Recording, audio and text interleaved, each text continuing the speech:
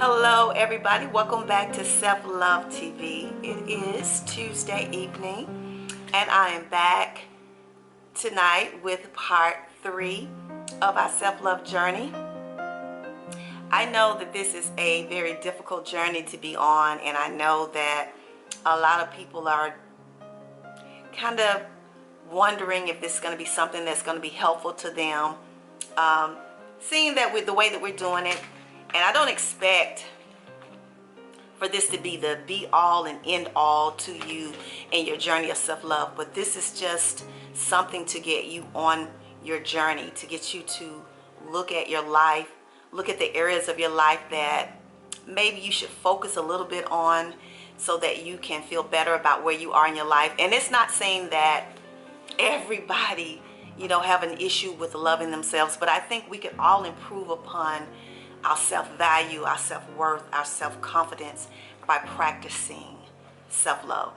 So that is one of the things I want to say. I'm not going to say that everybody that views this channel is dealing with self-love issues, but I think because we do have issues in other areas of our lives, it could very well have a connection with our self-love. So with that being said, I've always said to myself that I could never be too old to learn something new. So tonight we're going to be talking about the importance of a self-love practice. We're going to kind of talk about this tonight, and then there probably won't be another video until maybe the end of December, going into the new year. Going to be taking some time off, and hopefully during this break you'll get an opportunity to practice some of these things that we've talked about, we've discussed in previous videos. And we're working on ourselves, ladies. We're definitely working on ourselves. So today I want to talk a little bit about a daily practice and why that's important. And I think a lot of times we really don't understand the importance of having a daily practice. And I believe that it often can make you feel a little weird at first. You feel like, why am I doing this? Does this even matter? It's just like when people meditate and they can't find the importance of meditating until they actually meditate. Most people think meditating is just sitting down and turning on the music, but it's more to that than meditating. It's about releasing your thoughts and not allowing the problems of your day to infiltrate where you are. You're supposed to be present in your space, focusing on your breathing, focusing on clearing your mind. So it's more involved than just sitting down and just listening to music. That's why it's often said to go to a special place like nature or somewhere quiet, so that you can get away from the distractions of the noise that's around you. So the power of self-love practice, let's just kind of look at this. I know a lot of times people think it's about, just the bubble baths and the manicures, but it's not.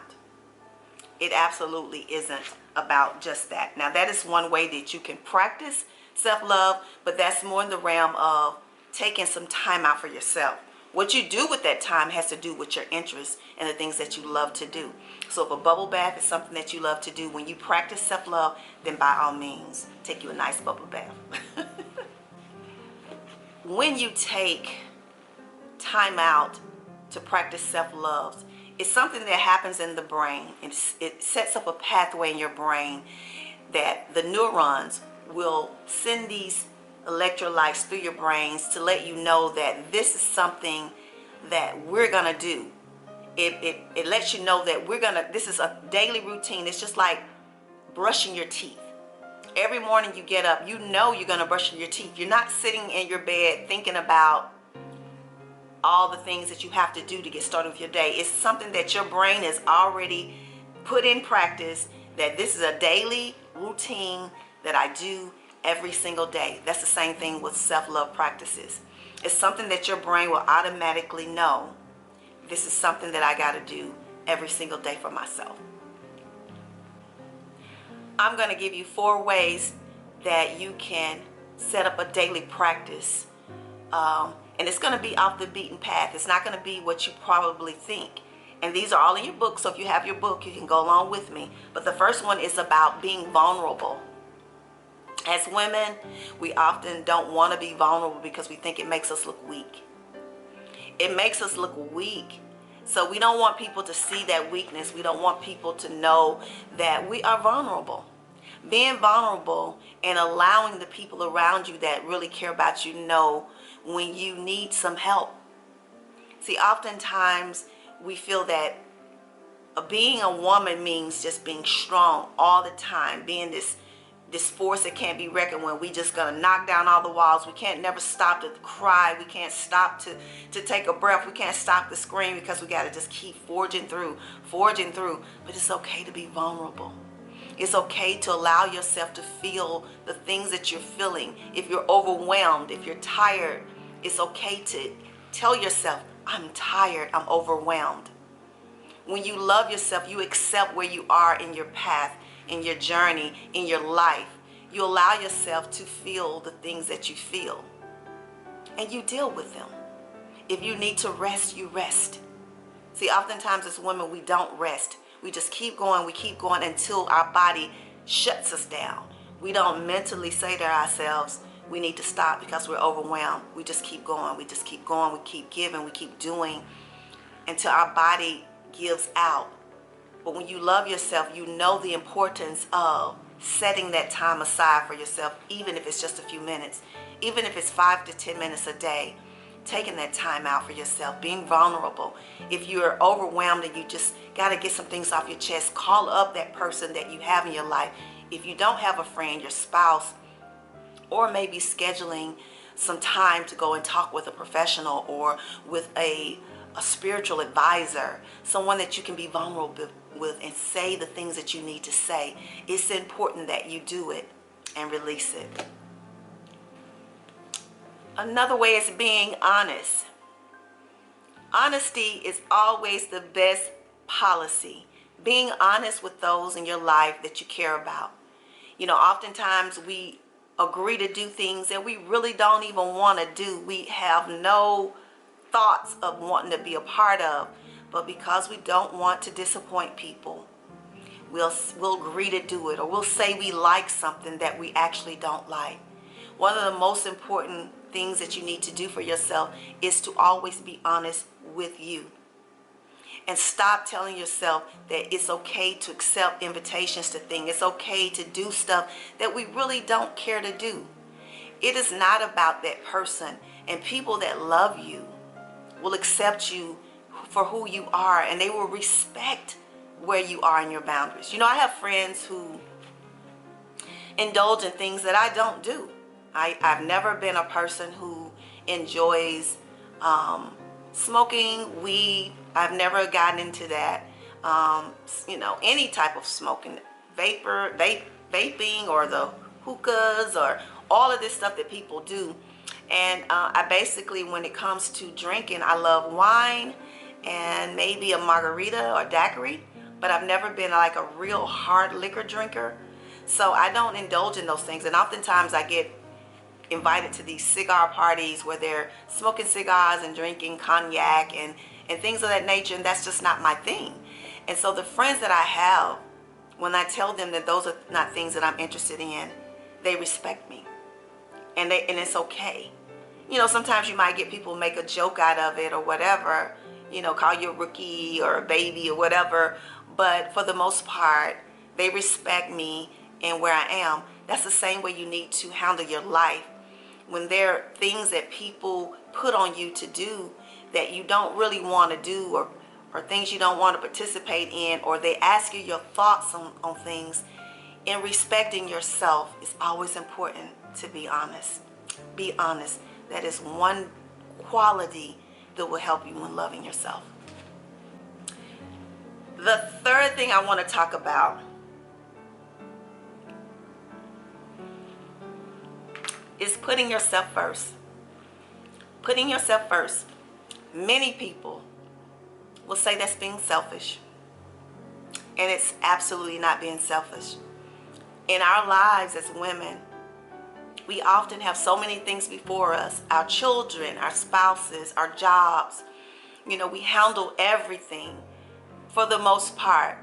I'm not disqualifying men and their responsibilities, but for the most part, women as nurturers, we take care of the home, as well as now work outside the home, because a lot of us are not homemakers anymore. Like some of our parents were, my mother wasn't, but some of our parents were homemakers.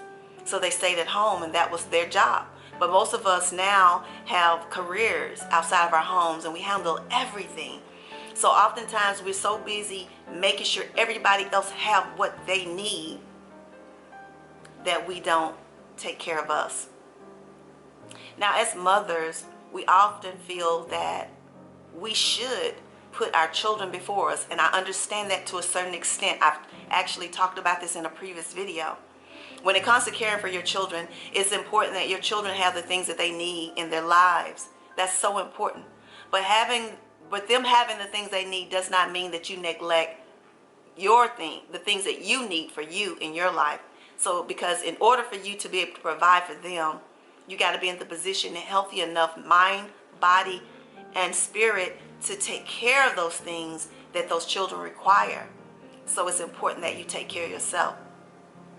So don't ever feel that it's selfish because you need some moments of some quiet time or getaway or girl pamper day or just a walk, into nature, walk at the river park, a shopping spree, whatever those things are that you desire for you. A nice hot bath, quiet, so you can read a book. You cooking, preparing your favorite meal, sitting down, just having you a nice cup of tea. Make sure you take some time out to put you first. And it's okay. It's okay. It is said that even 5 minutes a day helps you to understand that you are important. Because remember those neurons. It's setting up that pathway to know that this is a daily self-practice that I give myself. I give me something that's important so that I know who I am and that I'm important and that I'm loved, especially by me. And finally, number 4 kind of goes with number 3, and it just basically is talking about making time for you. Making time for you. Putting yourself first. Making time for you. It's okay. Tell the children to go to their room and play. Take yourself out for lunch. Is it something that you want to do with your life? Take up that photography class. Take a painting class. Go and join a book club. Whatever those things are that you desire, it's so important that you don't give up on your dreams and your goals and loving yourself. And while you're doing that, make sure the people in your life respect that. Don't forget about your boundaries. Have boundaries that people cannot cross. And that they are to respect you. And even though you're the caregiver for most people in the family, they need to understand how important you are. This is going to help develop that self-love ritual in your life that you know that your brain has programmed to believe and to know how special you are. And finally, I'm just going to say this. Sometimes you have to really actually schedule this time. Because oftentimes with our calendars and our busy lives, we have so much going on. It's important that you schedule it. If you have to get you a little journal or get you a calendar, one of those little, what do you call them? One of those little books, daily planners, where you actually mark off on Thursday at 3 p.m. I'm going to go to the donut shop and get me some coffee and a donut or croissant or a piece of cake. On Friday, I'm actually going to go to the gym and walk on the treadmill. On Saturday morning, I'm going to get up and I'm going to sit at the lake and drink me a cup of coffee. Sunday night, I'm going to turn the lights out, go in my bathroom, get me a glass of wine, sit in the tub, and listen to some nice jazz. Plan it if you have to plan it. But practicing these daily self-love practices will help you to know how important it is that you give back to you what you give to everybody else. It's so important. 5-10 minutes a day is all it takes, ladies. And don't say you don't have 5 to 10 minutes a day. Everybody has at least 5 minutes. If you have to schedule so you can get up in the morning 5 to 10 minutes earlier. Do that. Go to bed earlier, get up earlier, so that you can have your 5 to 10 minutes for a hot cup of coffee or a hot cup of tea, to sit in quiet before everybody gets up running around. It's important that we practice self-love in order to know how important we are. And if you don't know that, and if you're still struggling with that, today will be a great day to start. What do you think? So I want to thank you all for tuning in today. I hope you guys are reading the book. This is a really great workbook. It's going to challenge you to be honest, to be vulnerable, and to realize how important self-love is. It's not just a cliche. It's just not a couple words we're throwing out there. It's really important, especially now in these times when we're being challenged with so much in our lives. Just living day to day is so important. So I hope everybody, excuse me, have a happy Thanksgiving. Be safe. And if I don't see you before Christmas, if you celebrate Christmas, have a nice Christmas, and blessings to all of you. Be thankful and grateful for what you have in your life. Yeah, that's so important. So I'll see you all in the next video. If you're new to the channel, welcome. Thank you for dropping in. Hope you will subscribe. And for the returning followers and subscribers, I love you very much. Have a nice, wonderful evening. Peace, love, kisses and hugs. And I'll see you in the next video.